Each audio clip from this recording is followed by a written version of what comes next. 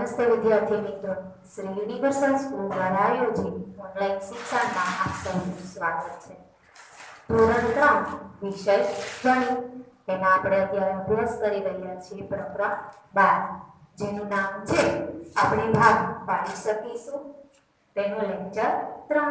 Lecture 3માં આજે આપણે પુનરાવર્તિત બાદબાકી સ્વરૂપે આપણે જોવાના છે દાખલા કે કોઈ પણ વસ્તુના સરખા ભાગ કરીએ તે પુનરાવર્તિત બાદબાકી સ્વરૂપે આપણે તેના ભાગ પાડતા શીખવાનું છે. સૌપ્રથમ આપણને રકમ આપેલી છે 6 સફરજનના 2 સરખા ભાગ કરીએ તો દરેક ભાગમાં કેટલા સફરજન આવે. આપણી પાસે 6 સફરજન હોય તેના આપણે 2 સરખા ભાગ કરીએ તો આપણને ખબર છે કે 6 ના સરખા ભાગ કરો, તમે 2 ભાગ કરો છો એટલે 2 વખત એક સફરજન, પછી બીજું, પછી ત્રીજું એમ કરો એટલે બંને ભાગમાં 3 સફરજન આવે જ છે, તમને ખ્યાલ છે. પરંતુ તેને આપણે પુનરાવર્તિત બાદબાકી સ્વરૂપે દર્શાવવાનું છે, કારણ કે રકમ તમે આગળ વાંચો તો આપણને કહેવામાં આવ્યું છે પુનરાવર્તિત બાદબાકીના સ્વરૂપમાં દર્શાવો. એટલે કે 2 ભાગ આપણે પાડવાના છે, પરંતુ તેને આપણે પુનરાવર્તિત બાદબાકીના સ્વરૂપે દર્શાવવાના છે. તો ચાલો આપણે સૌપ્રથમ શરૂઆત કરીએ. 6 સફરજન એટલે તેના માટે આપણે સૌપ્રથમ સફરજનનું ચિત્ર તમને આવડતું જ હશે. સફરજનનું ચિત્ર દોરી લઈએ. કેટલા સફરજન આપણે બનાવવાના છે? 6 સફરજન. આ 1, આ 2, 3, 4, 5 અને 6.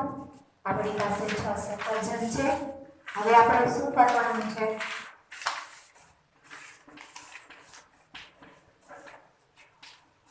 બે સરખા ભાગ એટલે કે 6 નો સરખો ભાગ તમે એક કરો તો કેટલા થાય?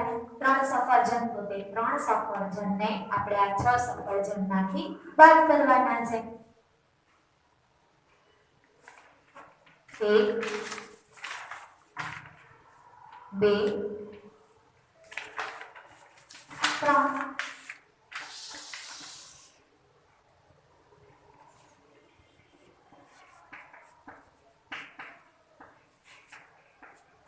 સફરજન છે. 6 સફરજનનો સરખો ભાગ એટલે 3 સફરજન. તો 6 માંથી આપણે 3 સફરજન બાદ કરી નાખવાના છે. તો હવે કેટલા સફરજન બાકી રહેશે? હવે બાકી રહેશે 3 સફરજન. આ 1, આ 2 અને આ 3.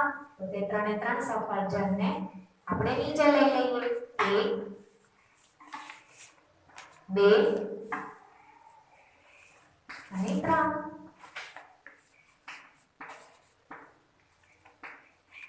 3 સફરજન. 6 માંથી એકવાર આપણે 3 બાદ કરીએ છીએ એટલે 3 સફરજન બાકી રહે છે. એ 3 સફરજનમાંથી પણ આપણે 3 સફરજન બાદ કરવાના છે, કારણ કે 6 માંથી 3 ના કેટલા ભાગ પડે છે? 2 ભાગ પડે છે ને, માટે તેનો બીજો ભાગ પણ આપણે બાદ કરવાનો છે. એટલે આ 3 સફરજનમાંથી આપણે પાછા 3 સફરજનને બાદ કરવાના છે. તો માટે આપણે પાછા પણ સફરજન દોરી લઈશું.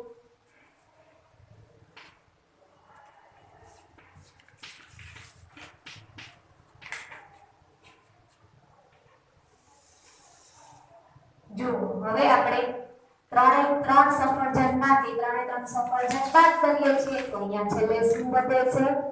0, એટલે કે કાંઈ વધતું નથી. તો આપણે ત્યાં લખી લઈશું 0, એટલે કે એક પણ સફરજન વધતું નથી. તમારો જે આઈડલ બુક છે તેમાં નીચે આ જે આપણે જવાબ લખવાનો છે તે નીચે તમને ખાલી જગ્યા આપેલી છે કે 6 માંથી 3 ને ખાલી જગ્યાવાર બાદ કરી શકાય. તો જો આપણી પાસે 6 સફરજન છે, એમાંથી 3 ને આપણે 3 ને કેટલી વાર બાદ કરી શકાય? ખાલી જગ્યાવાર બાદ કરી શકાય. તો આપણે આ પ્રવૃત્તિ કરેલી તેમાં આપણે કેટલી વાર બાદ કર્યા? તો કે 6 સફરજન છે, તેમાંથી 3 સફરજન એકવાર બાદ કરેલા છે એટલે 3 વધે છે, અને એમાંથી 3 સફરજન બીજી વાર બાદ કરેલા છે. જો આ પહેલી વાર આપણે બાદ કર્યા છે અને આ બીજી વખત આપણે સફરજનને બાદ કર્યા છે. 6 માંથી 3 એકવાર અને 3 બીજી વાર. માટે આપણે જવાબ આપી શકીએ કે 6 માંથી 3 ને 2 વાર બાદ કરી શકાય। આપણને ખ્યાલ જ છે 6 હોય તો તેના 2 જ ભાગ પડે છે, પરંતુ આપણે તેને પુનરાવર્તી બાદબાકીના સ્વરૂપે દર્શાવવાનું છે। પુનરાવર્તી બાદબાકી એટલે કે જ્યાં સુધી છેલ્લે જવાબ શૂન્ય આવે ત્યાં સુધી આપણે બાદબાકી કરવાની છે, અને શૂન્ય જવાબ આપણે શૂન્ય મૂકી દઈએ નહીં, પરંતુ તેના સરખા ભાગને જ બાદ કરવાના। 6 છે તો 6 ના સરખા ભાગ 3 અને 3 થાય છે, તો 6 માંથી તમે 3 કેટલી વખત બાદ કરો છો? એક વખત બાદ કરો છો, બે વખત બાદ કરો છો કે 3 વખત બાદ કરો ત્યારે જવાબ આવે છે શૂન્ય? એવી રીતે આપણે સરખા ભાગ પાડીને પછી તેમાંથી તેની જ બાદબાકી કરવાની છે। ચાલો આના જેવી જ રકમ બીજી છે, હવે આપણે તેની ગણતરી કરી લઈએ। ત્યાં આપણને આપેલું છે 12 મણકાના 3 સરખા ભાગ કરીએ તો 12 મણકા અને તેના 3 સરખા ભાગ કરવાના। સરખા ભાગ એટલે શું? તો કે જેટલી સંખ્યામાં આપણને વસ્તુ આપેલી છે તેના 3 ભાગ દીધા છે તો ત્રણેય ભાગમાં એક સરખી સંખ્યાની જ વસ્તુ આવવી જોઈએ। આપણી પાસે 12 મણકા છે તેના આપણે 3 ભાગ કરીએ તો ત્રણે 3 ભાગમાં કેટલા મણકા આવે છે તેની સંખ્યા સરખી હોવી જોઈએ। દરેક ભાગમાં કેટલા મણકા આવે તેને પુનરાવર્તી બાદબાકીના સ્વરૂપમાં દર્શાવો। તેને આપણે પુનરાવર્તી બાદબાકી સ્વરૂપે દર્શાવવાની છે, એટલે કે જવાબ આપણે બાદ કરીએ છેલ્લે શૂન્ય જવાબ આવે ત્યાં સુધી આપણે તેની બાદબાકી કરવી પડશે। જુઓ છેલ્લે આપણને ખાલી જગ્યા પણ પૂછેલી છે, 12 માંથી 4 ને ખાલી જગ્યા વાર બાદ કરી શકાય। 12 માંથી 4 ને શું કામે કીધું છે? કારણ કે આપણે 12 ના 3 સરખા ભાગ કરીએ ને તો ત્રણેય ભાગમાં 4 4 4 મણકા આવે, 4 તેની 12, એટલે કે 12 ના સરખા 3 ભાગ કરવાથી ત્રણે 3 ભાગમાં 4 મણકા આવશે। સૌપ્રથમ આપણે પ્રવૃત્તિ કરીએ તો 12 મણકા દોરી લઈએ।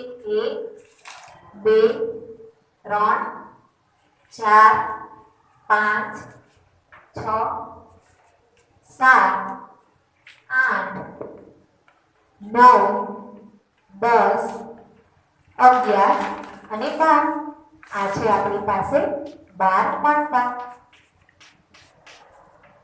હવે 12 મણકાના 3 ભાગ તમે 3 ભાગે કરો, 1 2 3 અને 4 આ પહેલો ભાગ, 1 2 3 અને 4 આ બીજો ભાગ, 1 2 3 અને 4 આ 3 ભાગ થઈ ગયા।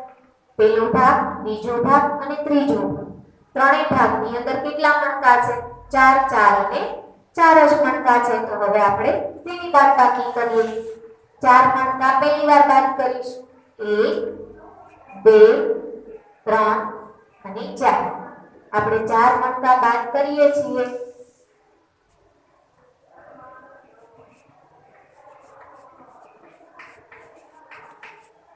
તો હવે કેટલા મણકા બાકી રહેશે?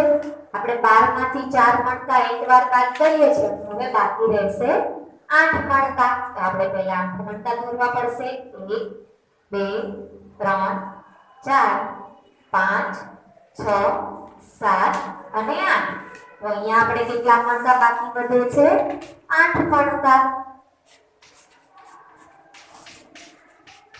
જુઓ આપણે 4 ના ભાગ પાડેલા છે, 4 4 સરખા ભાગ છે 4 મણકાના, તો 4 મણકા પહેલી વાર આપણે બાદ કરેલા છે, બીજી વાર પણ આપણે 4 જ મણકા બાદ કરવાના છે, કારણ કે તેના 4 સરખા 3 સરખા ભાગ પડે છે, એમાં બીજો ભાગ પણ 4 જ મણકાનો છે। બાદ કરીએ આપણે 1 2 3 અને 4 મણકા।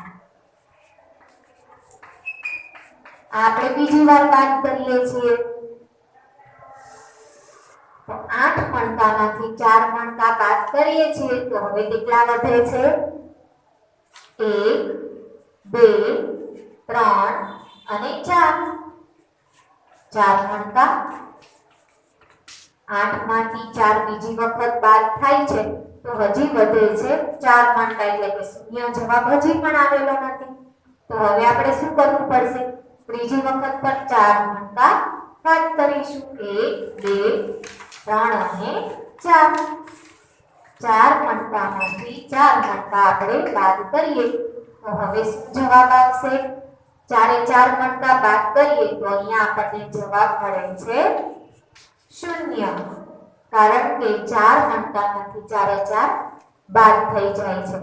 એટલે કે અહીંયા આપણે જોઈએ 4 મણકા આપણે પહેલી વાર બાદ કરેલા છે, 4 મણકા બીજી વાર અને 4 મણકા ત્રીજી વાર. 3 વાર આપણે 4 ને બાદ કરીએ છીએ ત્યારે આપણને જવાબ મળે છે 0. અને આપણી તમે રકમ વાંચો કે 12 મણકાના 3 સરખા ભાગ કરીએ તો દરેક ભાગમાં કેટલા મણકા આવે છે? તો કે દરેક ભાગમાં 4 મણકા આવે છે. તમે જોયું આ પહેલો ભાગ, આ બીજો ભાગ, આ ત્રીજો ભાગ. 4 4 અને 4 દરેક ભાગમાં 4 સરખા મણકા છે. તેને પુનરાવર્તી બાદબાકી સ્વરૂપે એટલે આ પુનરાવર્તી બાદબાકી છે. 12 માંથી 4 એક વાર, 4 બીજી વાર અને 4 ત્રીજી વાર બાદ કરીએ તો આપણને શૂન્ય જવાબ મળે છે. અને છેલ્લે શૂન્ય જવાબ આવી જાય એટલે આપણી પુનરાવર્તી બાદબાકી સાચી કહેવાય. તો 12 માંથી 4 ને ખાલી જગ્યા વાર બાદ કરી શકાય. 12 માંથી 4 ત્રણ સરખા ભાગ છે એટલે ત્રણેય ભાગમાં 4 4 મણકા આવે છે. તો આ જે 4 મણકા છે તેને આપણે કેટલી વખત બાદ કરી શક્યા? તો કે એક વખત. અહીંયા આપણે બાદબાકીની નિશાની જોઈ લેવાની. આ પહેલી વખત, આ બીજી વખત અને આ ત્રીજી વખત. તો આપણો જવાબ આવશે 12 માંથી 4 ને 3 વાર બાદ કરી શકાય. હવે તમને આના જેવી જ અન્ય કોઈ રકમ ફેરવીને આપે, સફરજન આપેલું છે, મણકા આપેલું છે. હવે આની જગ્યાએ તમને તારા આપેલું હોય કે 8 તારાના તમે બે સરખા ભાગ કરી અને તેને પુનરાવર્તી બાદબાકી સ્વરૂપમાં દર્શાવો તો તમે સરળતાથી તેને પુનરાવર્તી બાદબાકી સ્વરૂપે દર્શાવી શકો. જેટલી સંખ્યા આપેલી છે 8 તારા, 8 તારા તેના બે સરખા ભાગ, તો 8 ના તમે સરખા ભાગ કરો તો દરેક ભાગમાં કેટલા આવે છે?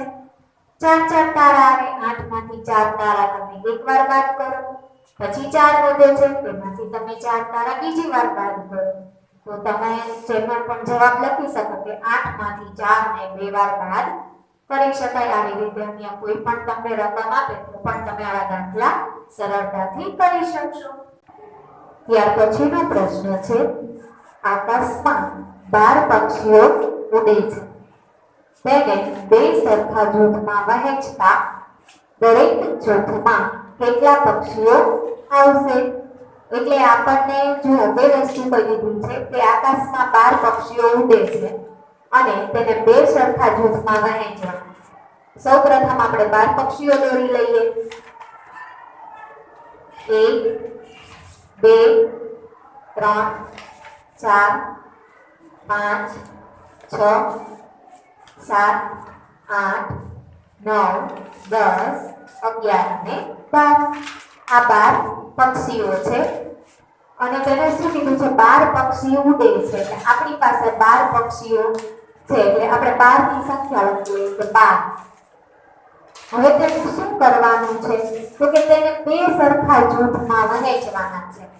બે સરખા જૂથમાં વહેંચતા દરેક જૂથમાં કેટલા પક્ષીઓ આવે? તો આપણે બે જૂથ બનાવી લઈએ.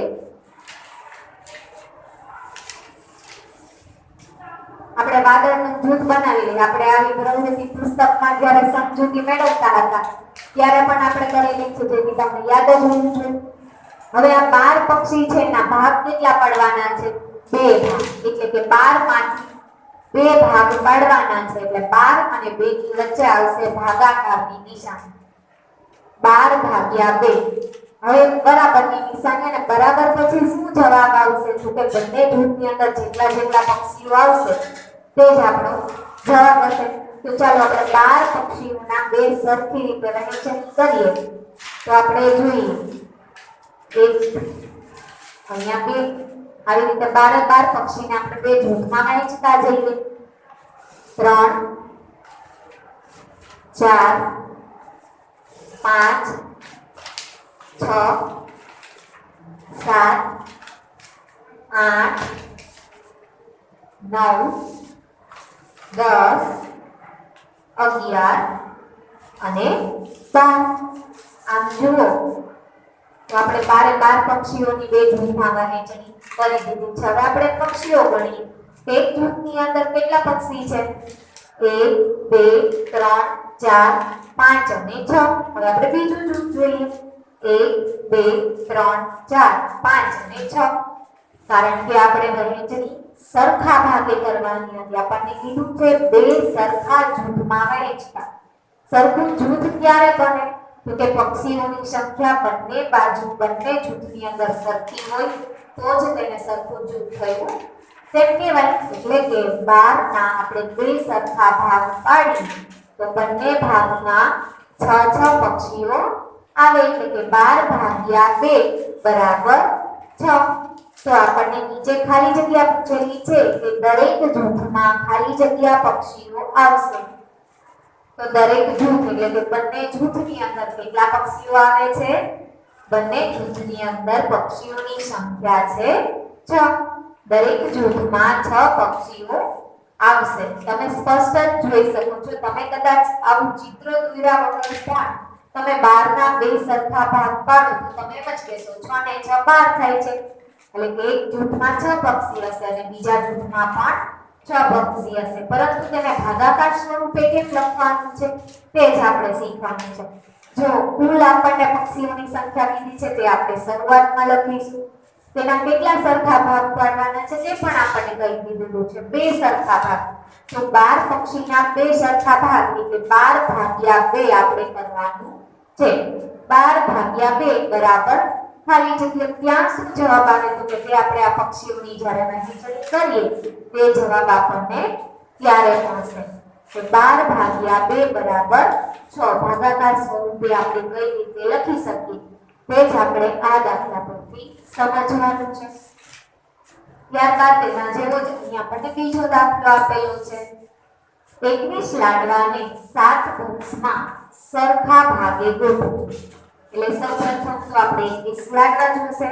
તેના માટે આપણે લાડવા ગણી લઈએ. 1 2 3 4 5 6 7 8 9 10 11 12 13 14 15 16 17 18 19 20 21. 21 લાડવાને કેટલા બોક્સની અંદર ગોઠવવાના છે? 7 બોક્સની અંદર સરખા ભાગે. એટલે સૌપ્રથમ કુલ લાડવા આપણી પાસે કેટલા છે? તો કે 21. અને આપણને કેટલા સરખા ભાગે ગોઠવવાનું કીધું છે? તો કે 7 બોક્સની અંદર સરખા ભાગે. એટલે આપણે 7 ભાગ પાડવા પડે પણ એક સરખા જ લાડવાના.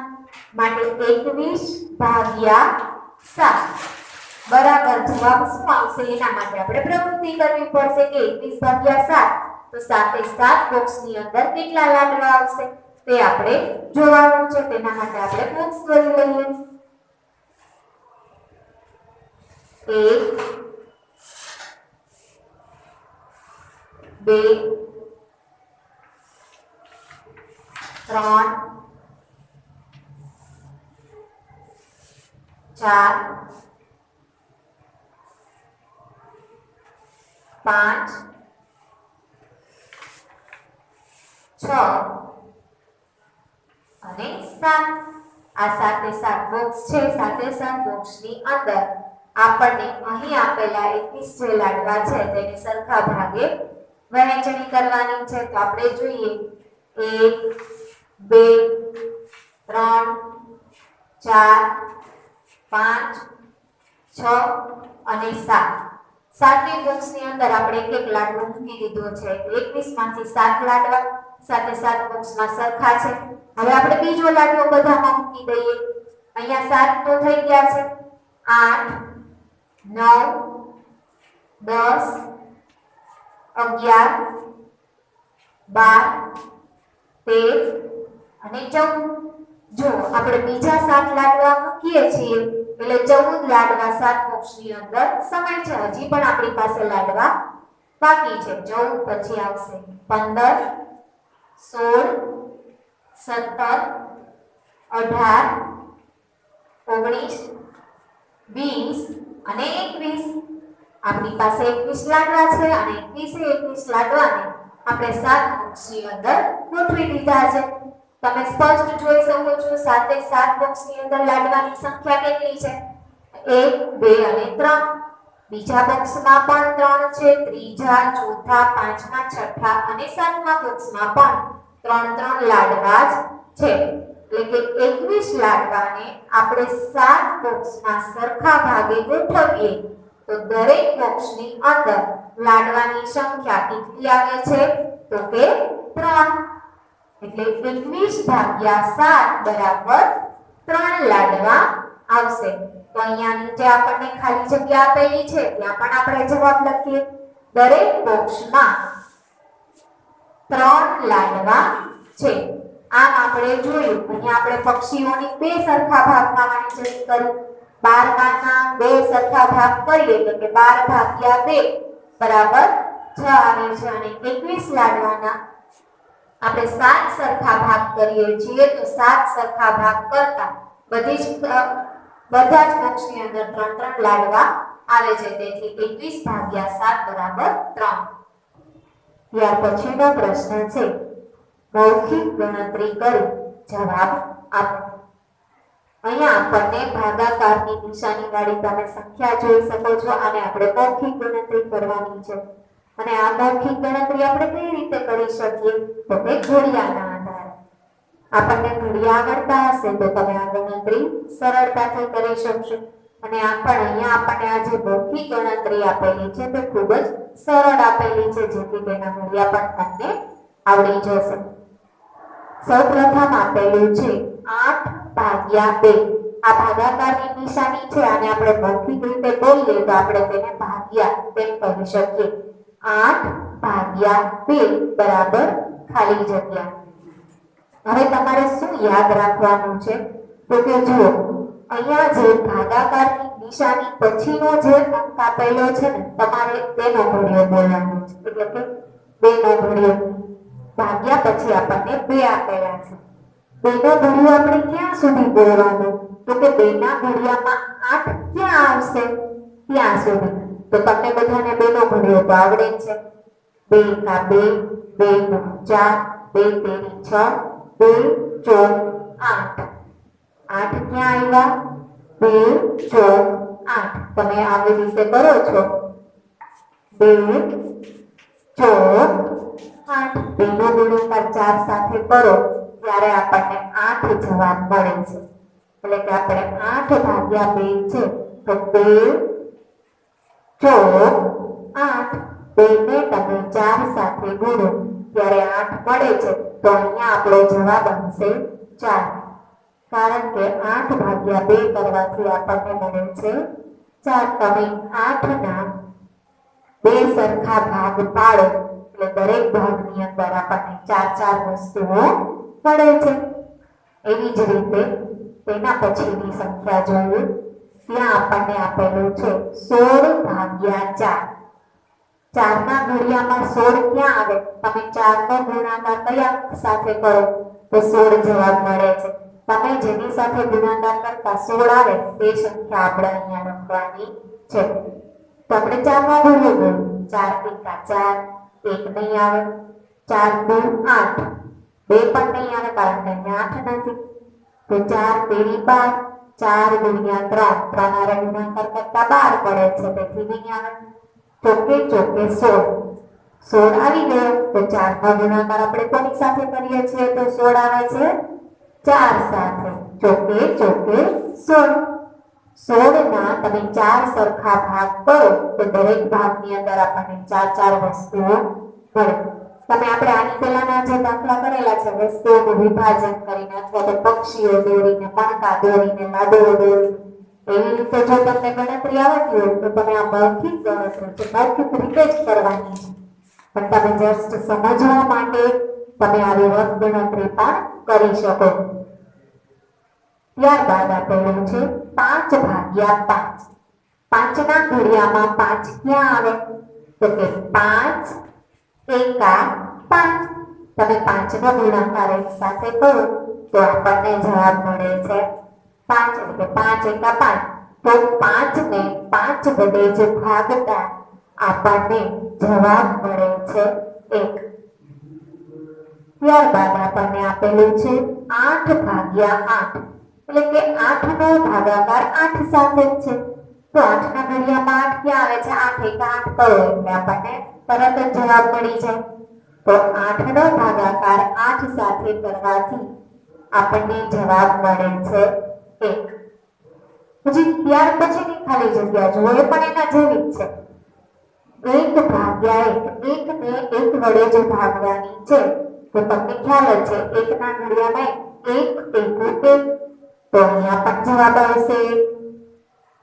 હવે તમને આમાં એક વસ્તુ સમજાઈ ગઈ હશે કે જો અહીંયા આપેલી સંખ્યાને એની એ જ સંખ્યા વડે ભાગો તો હંમેશા જવાબ આવશે 1. અહીંયા જો 5 ને 5 વડે ભાગો તો 1. 8 ને 8 વડે ભાગવાથી જવાબ આવે છે 1. 1 ને 1 વડે ભાગવાથી જવાબ આવે છે. આની જગ્યાએ તમે કોઈ પણ સંખ્યા લઈ લો. તમે 50 ને 50 વડે ભાગો. 50 ભાગ્યા 50. 50 ભાગ્યા 50. તમે બરાબર કરીને જવાબ લખો. જવાબ શું આવશે? જવાબ આવશે 1. કારણ કે 50 એકા 50 થાય. આની જગ્યાએ ગમે તે તમે મોટી સંખ્યા લઈ લો 99 ભાગ્યા 99 તો પણ 99 એકા જ 99 થાય. એટલે કે આનો મતલબ એવો છે કે ભાગાકારમાં કોઈ પણ સંખ્યાને તે જ સંખ્યા વડે ભાગવાથી હંમેશા જવાબ આવશે 1. ભાગાકારમાં કોઈ પણ સંખ્યા હોય, ધારો કે કોઈ પણ સંખ્યા એટલે અહીંયા આપણને 5 આપેલી છે, તેને તેની તે જ સંખ્યા વડે એટલે કે 5 ને 5 વડે જ ભાગીએ તો આપણને જવાબમાં મળે છે 1. એવી રીતે 8 ને 8 વડે ભાગીએ છીએ તો પણ જવાબ આવે છે 1. તમે 99 ને 99 વડે ભાગશો તો પણ જવાબ 1 જ આવશે. તમે 999 લઈ લો કે પછી 100 લઈ લો કે તમે કોઈ પણ અંક લઈ લો, તેનો ભાગાકાર તે જ સંખ્યા વડે તમે જો કરતા હો તો જવાબ આવશે 1. આ વસ્તુ તમારે ખાસ યાદ રાખવાની છે. ત્યારબાદ ખાલી જગ્યા આપેલી છે 8 ભાગ્યા 4. 8 નો ભાગાકાર 4 વડે. તો આ ખાલી જગ્યા છે ત્યાં તમારે શું કરવાનું છે? તો કે તેમાં તમારે 4 તો 4 ના ઘડિયામાં 8 ક્યાં આવે છે તે તમને ખ્યાલ જ છે. 4 એકા 4 અને 4 દુ 8. તો બસ 4 દુ કરવાથી આપણને 8 મળી જાય છે. તેથી આપણો જવાબ આવશે 8 ભાગ્યા 4 બરાબર 2. ત્યારબાદ છે 16 ભાગ્યા 2. કે 16 ને 2 વડે ભાગવાનું છે. 2 ના ઘડિયામાં 16 ક્યાં આવે છે? તમને બધાને 2 નો ઘડિયો તો આવડે જ છે કે 2 અઠ્ઠા 16. અહીંયા આપણો જવાબ આવશે 8. 2 ને તમે 8 સાથે ગુણાકાર કરો તો આપણને 16 મળી જાય છે. માટે 2 અઠ્ઠા 16. હવે અહીંયા તમે જેમ આગળની ખાલી જગ્યાઓ જોઈ તેના જેવું છે 6 ભાગ્યા 6. 6 નો ભાગાકાર 6 સાથે જ છે તો જવાબ શું આવશે? 1. ભાગાકારની સંખ્યાનો તેની તે જ સંખ્યા વડે ભાગાકાર તો જવાબ આવશે 1. એના જેવું જ છે 16 ભાગ્યા 16. એટલે કે 16 ને 16 વડે જ ભાગવાના છે. તો તમને બધાને ખ્યાલ જ છે જવાબ આવશે 1. ત્યારબાદ છે 2 ભાગ્યા 1. તો 1 ના ઘડિયામાં 2 ક્યાં આવે છે? તમે 1 નો ઘડિયો બોલો 1 2 2. માટે 1 નો 2 સાથે ગુણાકાર કરો ત્યારે જવાબ 2 આવશે. અને આ ઉપરાંત પણ તમારે વસ્તુ યાદ રાખવાની છે. અહીંયા આપણે એ યાદ રાખ્યું હતું કે આની આ સંખ્યા વડે ભાગાકાર કરીએ તો જવાબ 1 આવે. પણ કોઈ પણ સંખ્યાનો ભાગાકાર 1 સાથે હોય તો જવાબ શું આવશે? કે જે સંખ્યા આપેલી છે ને તેની તે જ સંખ્યા જવાબમાં આવશે. ત્યારબાદ છે 20 ભાગ્યા 10. 20 નો ભાગાકાર 10 સાથે કરવાનો છે. 10 ના ઘડિયામાં 20 ક્યાં આવે છે? 10 એકા 10. 10 દુ 20. તો 10 દુ 20. 20 ભાગ્યા 10 કરવાથી આપણને જવાબ મળે છે 2. ત્યારબાદ છે 10 ભાગ્યા 10. એટલે કે 10 નો ભાગાકાર 10 ની સાથે જ કરવાનો છે. એટલે કે એની એ જ સંખ્યા વડે ભાગાકાર કરવાથી આપણને જવાબ મળે છે 1. ખાસ આ મોટી ગણતરીમાં તમારે યાદ રાખવા જેવી બે બાબત છે.